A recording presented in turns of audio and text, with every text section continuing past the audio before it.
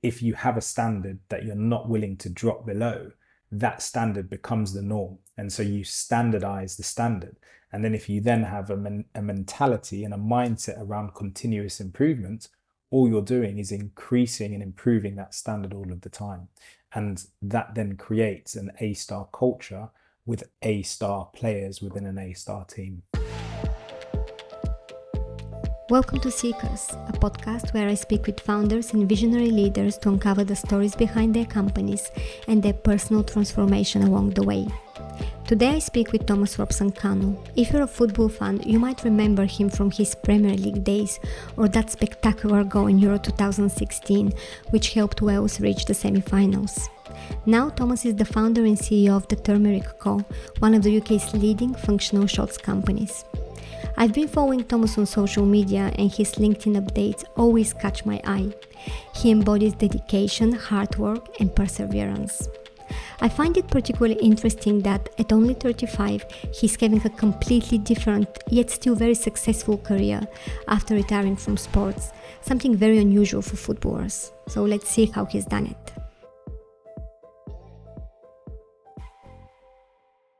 Thomas, former Premier League footballer and Welsh national turned entrepreneur, now the founder and CEO of the Turmeric, a company focused on health shots that promote wellness. Welcome to the show. Thank you for having me. A pleasure to be here. The pleasure is all mine. Tell us about the Turmeric. What is it and how is it different from similar products on the market? Your website mentions that your products are the only functional shots that are backed by science. I would love to hear more about that. Yeah, sure. So the Turmeric Co was born in 2018, but the blend of turmeric shots that we use was actually created by my father over a decade earlier. The premise is bringing a range of clinically backed turmeric shots to market. And these shots are fundamentally tailored towards healing. So a lot of people suffer with a lot of ailments, fundamentally due to inflammation. And what our range of turmeric shots does is help to naturally reduce that inflammation within the human body when consumed in the format that we deliver it in. You mentioned, obviously, in terms of the products on the market, there are a lot of functional beverages on the market, but the majority of them actually don't offer any true functional benefit. And what we've done over the last few years has been to build clinical data and research through the form of 2 full published studies, which show the reduction in inflammation in blood marker C-reactive protein when using our product range versus when not, as well as a reduction in upper respiratory conditions, which is typically known as the common cold or flu, which is for us validation towards the over 15,000 life-changing customer testimonials that we've had to date since launching in 2018. I mentioned the background of the Turmeric Co being a blend that my father created. The story behind the blend is that I was a budding young athlete as a 15-year-old and suffered 2 major knee surgeries. And those surgeries kept me out of playing professional football for over 2.5 years. And recovering from those surgeries, I was hampered with severe inflammation and swelling in my knee. And the doctors and the physios at the time prescribed me standard medication, so anti-inflammatory, non-steroidal anti-inflammatory drugs, which unfortunately my body had a complete adverse reaction. So things such as diclofenac, ibuprofen, and paracetamol were all prescribed to me, but my body had a complete adverse reaction. So I started passing blood in my urine, had severe nausea, couldn't sleep. And so it was at that point in time where my father and I basically began researching and trying to understand what natural ingredients could help reduce the pain and inflammation I was experiencing. And that research led us to various different practices, various different cultures around the world, things such as ancient Asian cultures, Ayurvedic practices, where they use natural raw ingredients to reduce pain and reduce swelling. And these ingredients were things such as fresh watermelon, pineapple, pomegranate, ginger root and subsequently turmeric root. But it was about having this blend in a raw format, so not in a capsule, not in a tablet, not in a pill, but in its raw format in a bioavailable blend. So combining it with a fat soluble or a black pepper extract, which increases the absorption of the active compounds found within these natural ingredients. And so, yeah, my father basically began sourcing all of these ingredients, and through inspiration, they often say innovation is born from necessity, and I was someone very much in need. And through these natural ingredients, my father eventually created what was a raw turmeric based shot containing all of these raw natural ingredients. And essentially, by using this blend over a sustained period of time, I was able to recover in full from the pain and inflammation I was experiencing and go on to have a successful career at the highest level of sport against all of the odds. And the doctors and the physios and the surgeons at the club, they didn't have any answers as to how I had recovered so well and was able to play and train and fundamentally live pain-free. And so this blend became my secret weapon throughout my entire career. And I began realizing that I was recovering generally quicker from exercise or from injury than my teammates. I then also realized that, during winter seasons and flu seasons, when everyone was getting run down, I was almost impervious to catching a cold. And so we realized that there was other benefits to this blend, and it might not benefit just only me, but might serve other people in all walks of life to live a happy, healthy, and free lifestyle. So, yeah, we decided essentially a decade later to bring this blend to market. And the driver for that was because we saw a number of functional beverages appearing on the market, but the majority of them, if not all of them, contained apple juice as a base, which is a highly processed, cheap filler ingredient, which actually is high in sugar, which fundamentally is a cause for inflammation. And the actual functional ingredients within these functional beverages was single percentage. And so the benefit that a consumer would be looking for by consuming them wasn't there. So we decided to bring this range, which was a homemade recipe, to market. And in order to do so, we had to build our own manufacturing facility. We had to handle the entire supply chain and manufacturing process. And we were able to launch the Turmeric Co in 2018 as a direct consumer brand. And within 4 weeks of launching the Turmeric Co, we received our first customer testimonial. And the customer testimonials are not, this product tastes great, it's nice and refreshing. The testimonials are life-changing. It's people in need who are turning to natural nutrition to support their health and wellness. And fundamentally, it's changing people's lives. And to date, we've had over 15,000, real life-changing customer testimonials. We've obviously grown the business since 2018. We're listed in a number of retailers throughout the UK, such as Sainsbury's and Holland and Barrett. And we're very passionate about achieving our vision of servicing millions of customers through our range of turmeric shots throughout the UK and internationally.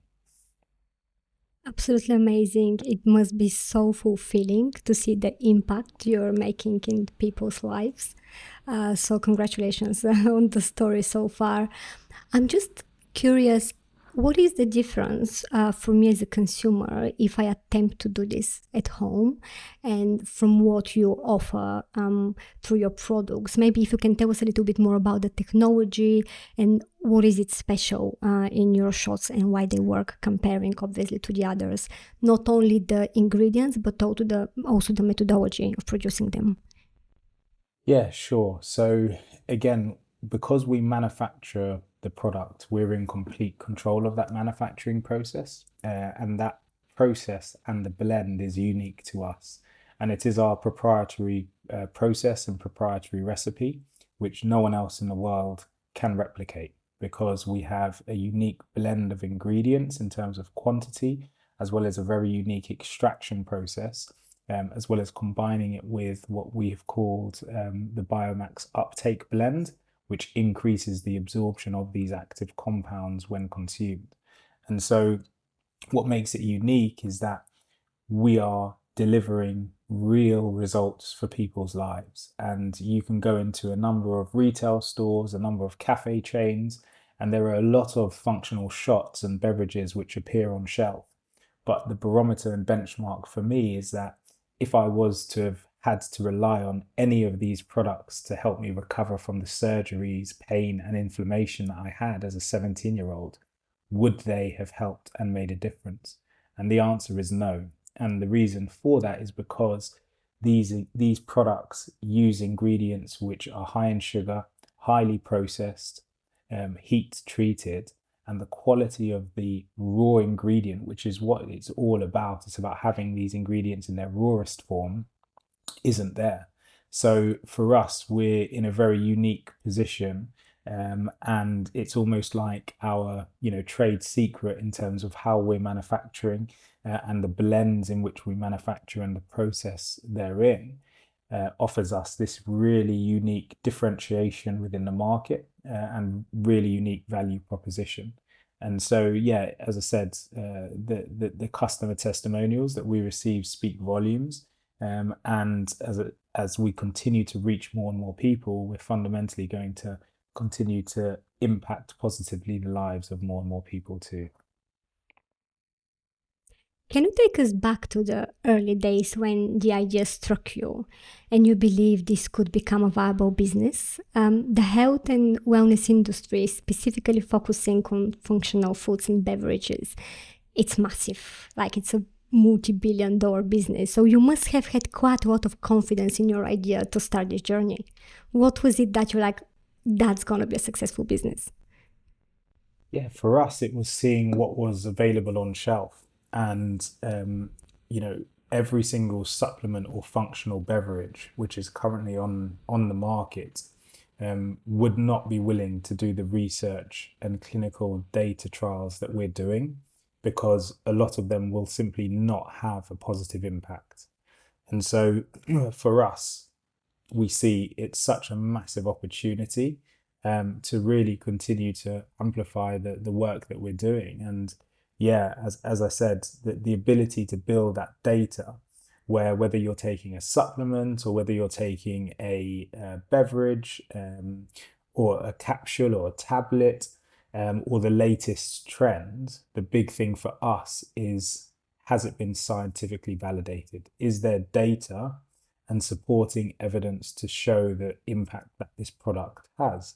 And we know that ours does have that, and we're going to continue to amplify it. And we're working on a research strategy now with one of our research partners to really continue to build that data set and build a resource of information and validation around the use of our product in all different populations. So not just in elite athletes. How about post-operative care, pre-operative care? The everyday person who wants to lead a healthy lifestyle, how does this product impact them? And so, yeah, it's a really exciting time, but our focus is fundamentally on changing people's lives. It's why we're doing what we're doing.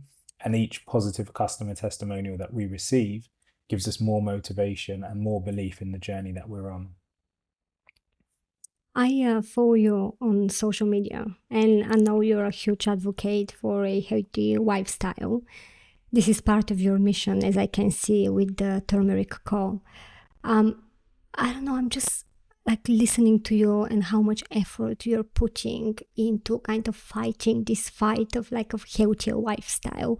I'm wondering, how have we ended up in a world where 95% of convenient food is really bad for you? What can we do to stop this and to protect our children from the diabetes and obesity pandemic we're currently in? So what is happening? We feed them rubbish with zero nutritional value, and years down the line, we start treating several health issues.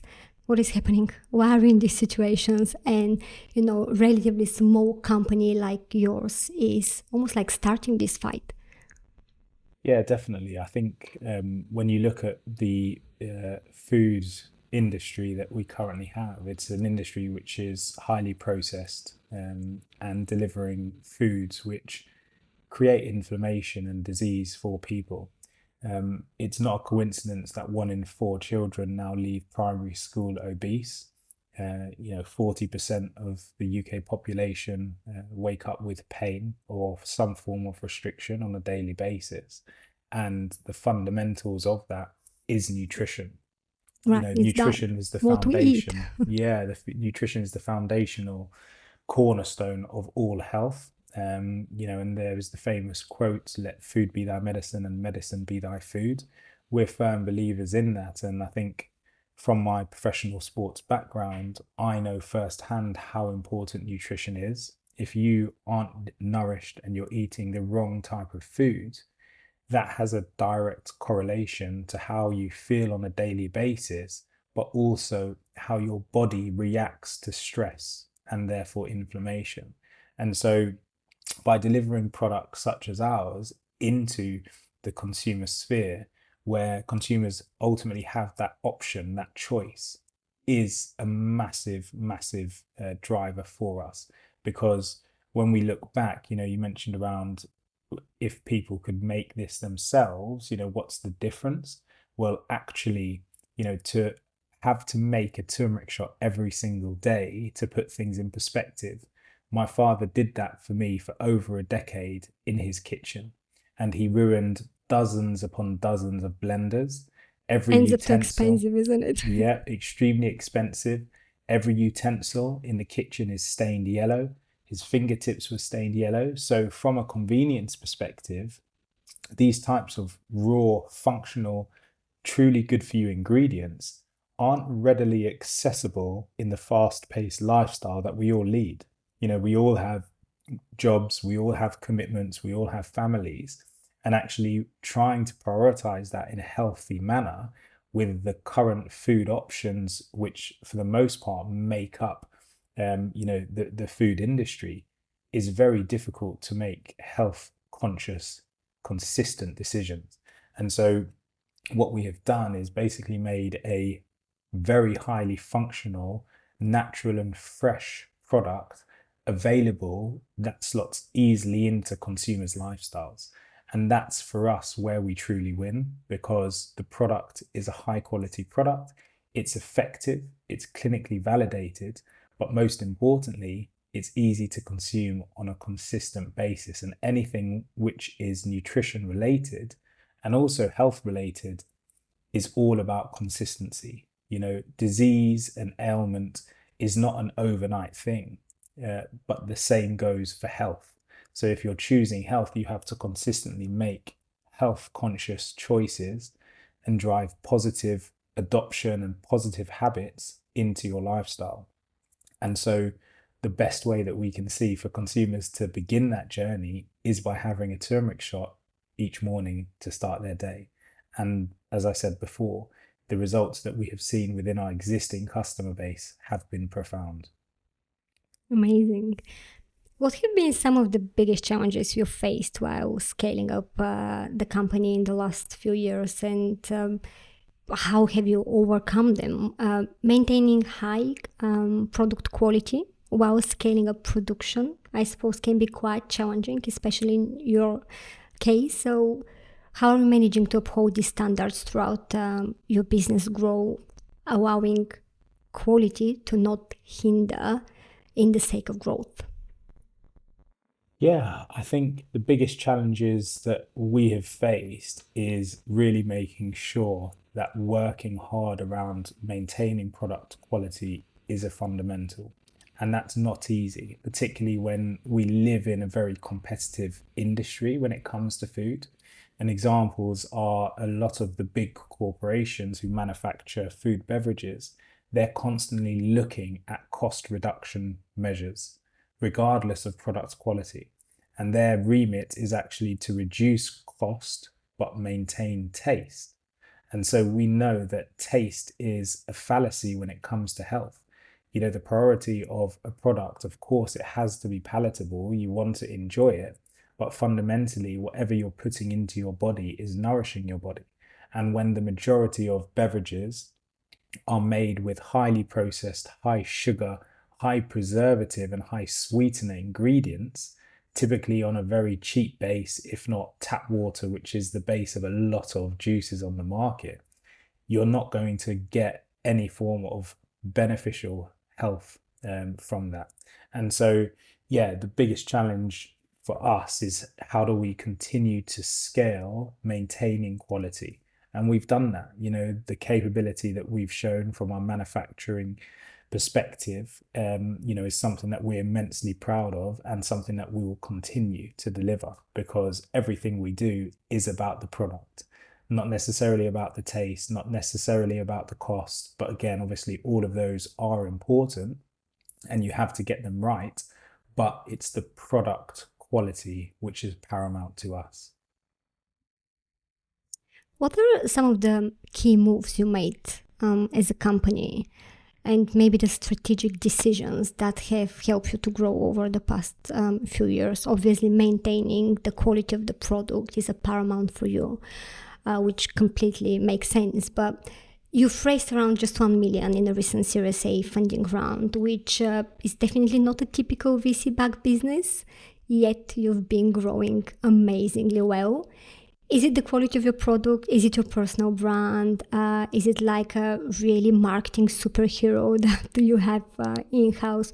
What have been the key growth factors for the company so far? Yeah, I think there is no single component which drives success. You have to be strong across all components of any business or any brand. And so, what we do have is a very passionate team who understands the impact that we're having. And so with that and with that culture and core belief, we're able to do more than the average person or the average company. And so, you mentioned there, around our ability to grow and scale and continue to service at the highest level. That's fundamentally simply down to the team. And, it's that focus, aligning that focus with that vision that we have. It really can move mountains. And I think we're not the typical consumer packaged goods business where we're selling a snack or selling just a random, water beverage. Like, these are products that make a difference. They're products tailored to heal. And so, yeah, we're in a very unique position, particularly with the awareness increasing across society around the importance of health and nutrition, the importance that a lot of big organizations are putting in terms of delivering healthy products. There was a recent report done around, the large corporations within food, such as Britvic and PepsiCo and Unilever, and their remit is to increase the healthy products that they make available. And a lot of these companies, when you actually strip down to the products they deliver, 90 to 95% of these products fall into a HFSS category, which is high fat, sugar, salt. And so you could argue that their products are hampering the health of society and not contributing to it. And so for us, we see a real differentiation as a company and organization in that our products are tailored towards consumer health and are fundamentally having a positive impact on society. And that's something which for us is a massive USP and a massive differentiator. And having that as a core of everything that we do, i.e. the decisions that we make, the direction that we go in, who we engage with, whether it be a partner, an ambassador, an influencer, or a customer, have to all be aligned with that common value. And so, yeah, I would say, how have we done it? It's the sum of all parts, but making sure that each and every single one of those parts are facing and leading towards our vision and our core values.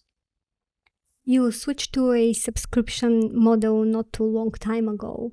Is this having like positive impact on growth as well? Why did you make this decision?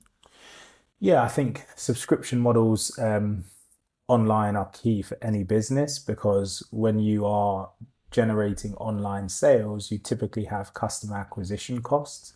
And so the key for delivering a successful e-commerce business is to make sure that you have repeat purchases from customers you have acquired, and you're able to really have positive lifetime values of that customer. So again, there's lots of different ratios in the e-commerce space around, customer acquisition cost over lifetime value, but really making sure you understand these metrics and how your current business performance sits within them, and then you want to optimize and tweak towards retention and lifetime value. Because again, you can acquire customers and you can pay a little bit or you can pay a lot for acquiring customers. But if that customer doesn't stay around, then it's very, very hard to deliver a successful business based on any form of margin. So yeah, I would say delivering a subscription model into our customers and rewarding customers for being a subscriber, whether that be through price or through exclusive access and content or through innovation, are fundamentals to really delivering a successful subscription model. But I would say any business which is looking to get started, e-commerce, deliver it as a subscription model, and be quite bold and focused around delivering that as a key offering within the business. I can see how kind of determined and passionate you are for your business. And I'm a firm believer that every entrepreneur has their own edge and what makes them successful. And in your case, inevitably, this is surely a huge part of it is down to your background as a professional athlete, as a footballer. Now I want to take you back to your previous life, if you wish. Tell me a little bit more about your childhood and who you are and how you decided you wanted to be a footballer before you turned entrepreneur. Yeah, sure. So as young as I can remember, I was always extremely passionate about football. I'd always have a ball in hand and be kicking a ball, whether it be up against the wall or with my teammates or friends. And so, yeah, I knew very early on that my dream and my vision was to become a professional footballer and to play in the Premier League. And yeah, I think obviously the adversity that I experienced in the early days of trying to become a professional footballer with the surgeries that I had really solidified that ambition and made me realize how much I wanted it. I think in any, whether it's a business venture or a profession, a lot of the time it simply comes down to how much do you really want it. And a lot of successful people, they won't necessarily be the most talented, the most gifted, the most skillful, or even the most knowledgeable. Really what it is that how willing are you to persevere through adversity on a consistent basis. And more often than not, the successful person is the person who's willing to continue to persevere, because we all face adversity every single day, in our lives, day-to-day work, professions, ambitions, goals. You're always going to face setbacks, but how willing are you to overcome that setback and continue to persevere? And I think that's a really important message, which isn't readily available and spoken about, right? It's like, yeah, just try harder, or but it's not. It's like you're going to face setbacks, and if you're willing to just continue to work, willing to continue to turn up regardless of those setbacks, all you're doing is increasing the chance of eventually being successful. And yeah, I would say, that's a really important message from myself and something that I've experienced firsthand. And looking at a lot of successful athletes and sports persons and women, a lot of successful entrepreneurs and business owners, a lot of the time they're just willing to continue to grit their teeth, persevere, and have, belief and faith in their goal, and having that knowledge that, if they're willing to continue to do so, they will eventually be successful. So is that it what shaped you coming from your football career to your entrepreneurial journey, this kind of tenacity, discipline, work ethic, resilience, are these qualities that you brought from your football career to your kind of business life now? Yeah, I think, to caveat that as well, it's almost like, if you're not passionate about something, or you don't really want to do it, the first setback that you're going to experience, you're going to give up. And so, what is the foundation to be willing to persevere through adversity and ultimately work towards triumph, is making sure that whatever it is that you're doing, whatever it is that you're setting out to achieve, you're passionate about.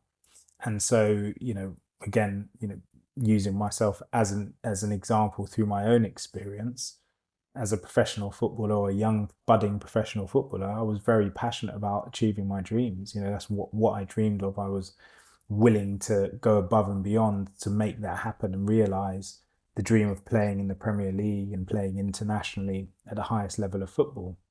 And then into business, what is our fundamental driver and passion? It's having a positive impact on society. If we can impact 100 million customers globally, we'll have over 15 million life-changing reviews, testimony, and that is a positive dent on society. And so we're very passionate around doing that and achieving that dream. And so that allows you to persevere, continue to face adversity, but ultimately use adversity as an opportunity, because that's fundamentally all it is. Right. So you've been through Arsenal Academy, then you played for Reading, you played in Premier League, you played for Wales as well, internationally. How old were you when you retired from football? So I retired as a 31-year-old. Which again in football terms was relatively young. However, was at the time running the Turmeric Co, and we were seeing a lot of growth opportunities which needed me to really focus on the business. And personally, I also have a young family as well, so running the Turmeric Co alongside playing professional football, which I did for 3 years, was very rewarding, but also very challenging. And so, yes, it just allowed me to focus in on achieving this, this next ambition.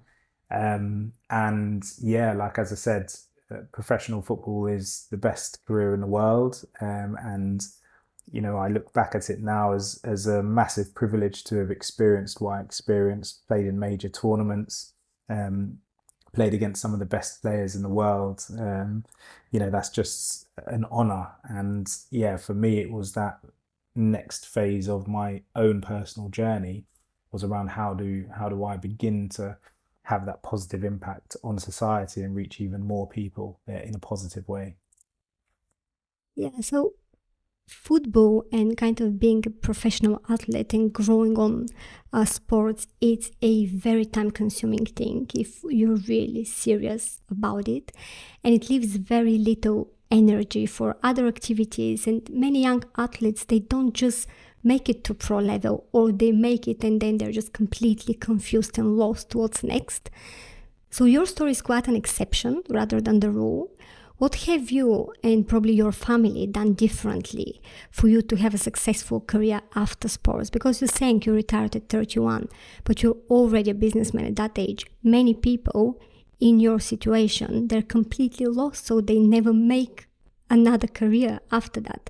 What advice would you give to athletes preparing for a career after sports, and also what have you done differently? Yeah, I think as an athlete, you are fully focused on your role and on your job, and you have to be, because you're playing in a very competitive industry. The margins of success and failure are minute, so you'd sometimes talk about winning or losing could be decided on an inch. If you miss that opportunity, or eventually score that goal, a lot of the time it's literally so close to the wire. And so yeah, I would say for me personally, having that passion, but also understanding, what that looks like in that next phase of your life. Although a professional footballer or professional athlete, in all sports around the world, um, it's very demanding, but it is a quite a small career. When you look at the window, I think the average age of retirement in professional football is 35 years of age. And if you were to compare that to someone working in finance or someone going into some form of doctor or healthcare, at 35, you're still beginning to learn your trade and beginning to take on more responsibilities and seniority within that organization. But you're still very young in terms of life terms in relation to that job or role. And so, yeah, I would say as an athlete, any age, whether you're in your teens or whether you're in your 20s or early 30s, is really just understanding, what is your passion outside of the sport.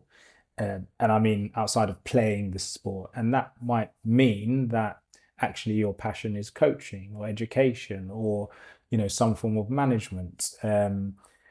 Or it may be a business endeavor outside of that. But as I said before, just making sure that whatever it is that you're doing, it is truly your passion is a really important aspect around that, because for 20 years, you're pretty much, as an athlete, you're pretty much told where to be, when to be there, what to eat, when to sleep.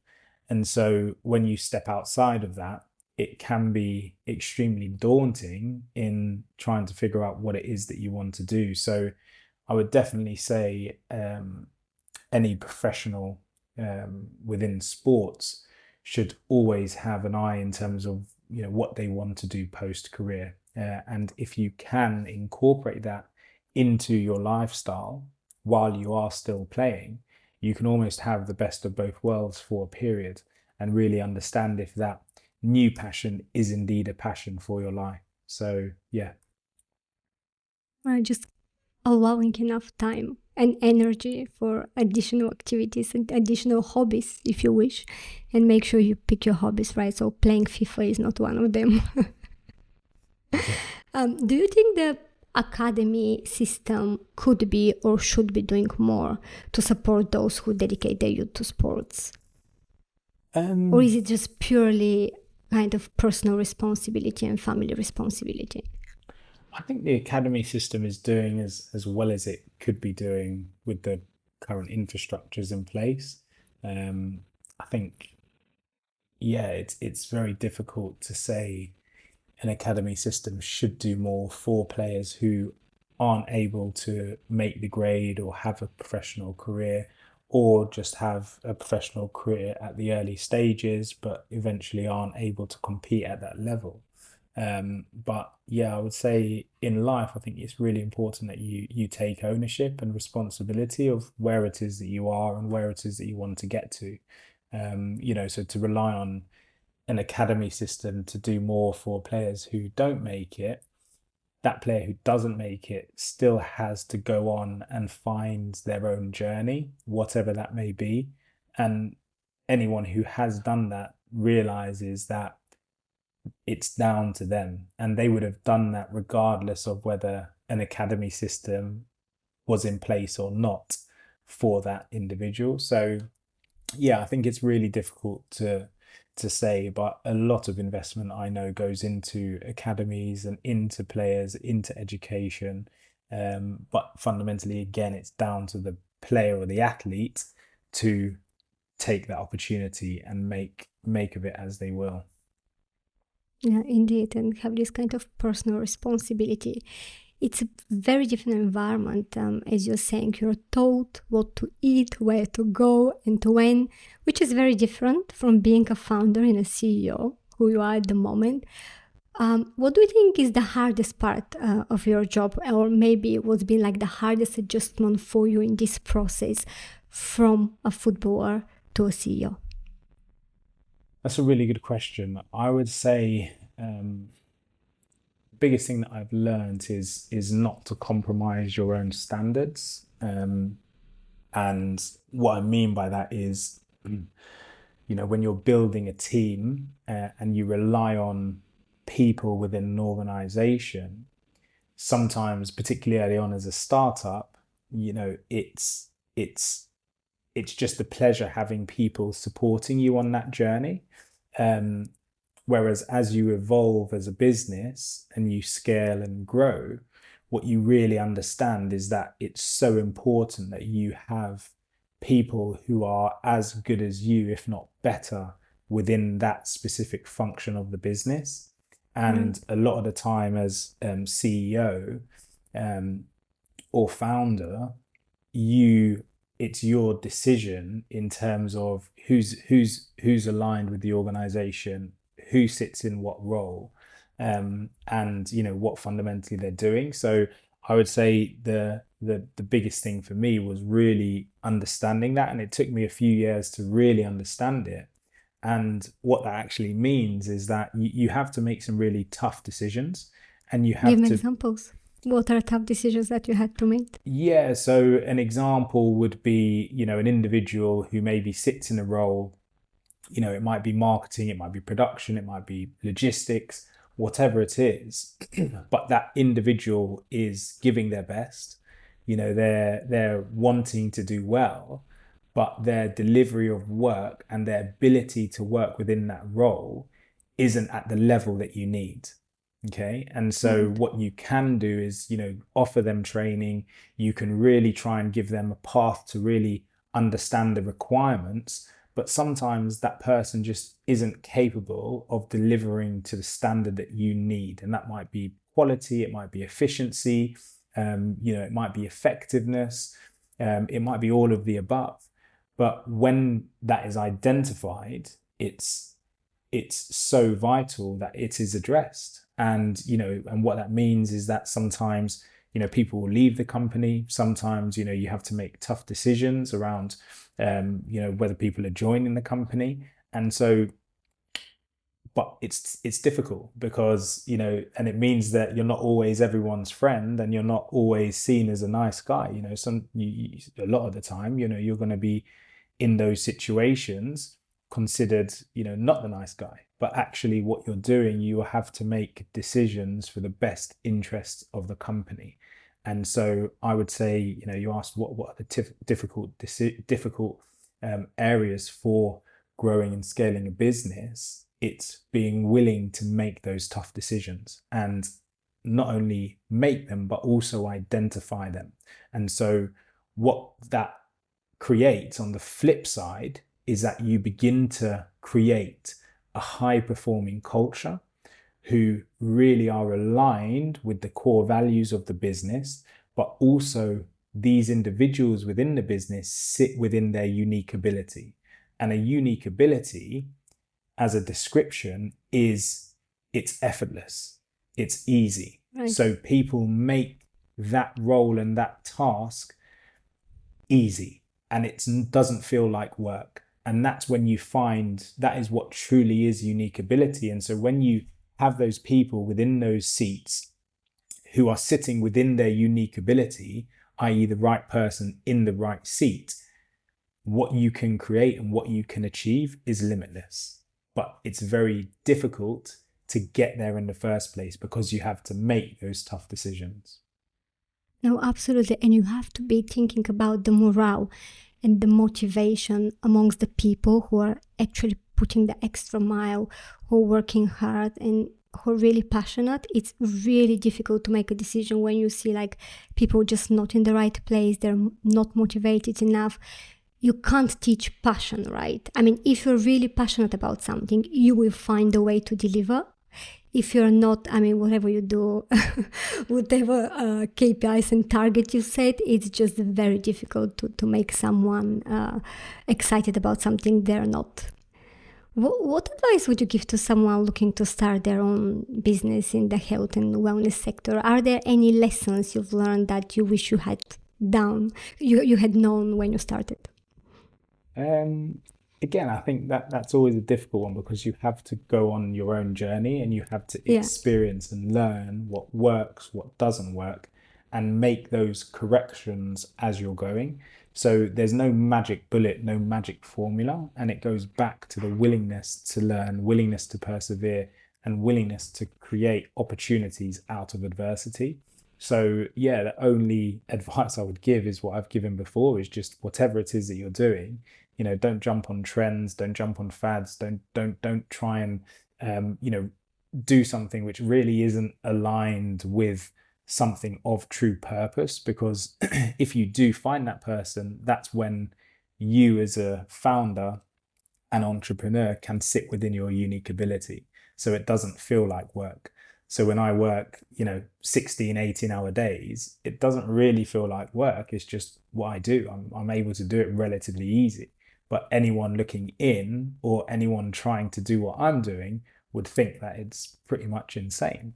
But as I said, because it's aligned with my vision, aligned with my passions, I'm able to do that, but also replicate it consistently and at scale. Thanks so much for your time, Thomas. It's been absolutely inspirational to see your passion, to see your dedication, and how from a footballer you turned to a successful entrepreneur. And I see nothing but success in front of the Turmeric. Before I let you go, can you share any routines or practices that help you stay focused and energized and have this passion of working 16 hours a day? Other than loving what you're doing, I want something else. Well, apart from taking my turmeric shot first thing in the morning, which is Absolutely, how I we start always from start there. the day. But yeah, no, I think really being open to learning, and being open around mistakes that you may make, and being willing to correct them is key.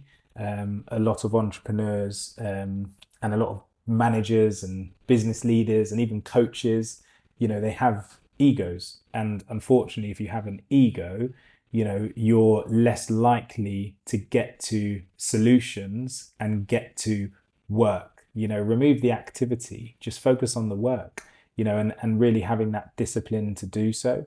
But yeah, I would say aligned with that is then knowing that nothing. The Turmeric Co, we've scaled the business. We're servicing tens of thousands of people on a daily basis, but we've made all of this up. Like, we've created it from scratch. So there's no right or wrong way of doing things. It's just what we see as the best way to move forward and move towards that vision.